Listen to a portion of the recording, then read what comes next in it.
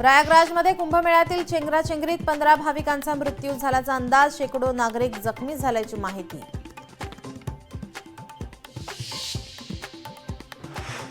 वारंवार सांगूनही गर्दीवर नियंत्रण मिळवण्यात उत्तर प्रदेश सरकार अपयशी, निरंजन आखाड्याचे महंत प्रेमानंद पुरी यांचा आरोप। कुंभमेळ्याचं व्यवस्थापन लष्कराच्या ताब्यात देण्याची मागणी। ॲडव्होकेट केतन तिरोडकरांची वाल्मिक कराड प्रकरणी मुंबई उच्च न्यायालयात याचिका, याचिकेत धनंजय मुंडेंवरही गंभीर आरोप। मुख्यमंत्री देवेंद्र फडणवीस 3 दिवस दिल्ली दौऱ्यावर, दिल्ली विधानसभा निवडणुकीनिमित्त फडणवीस करणार प्रचार। टोरेस प्रकरणात युक्रेनच्या नागरिकाला आर्थिक गुन्हे शाखेने केली अटक, परदेशी आरोपींना मुंबईत प्रस्थापित करण्यात आरोपीने मदत केल्याची माहिती।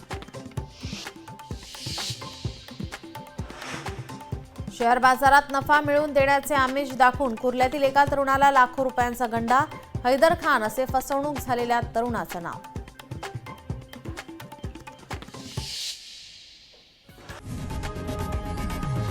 लोकशाही मराठी ऐका, पहा, जागरूक रहा।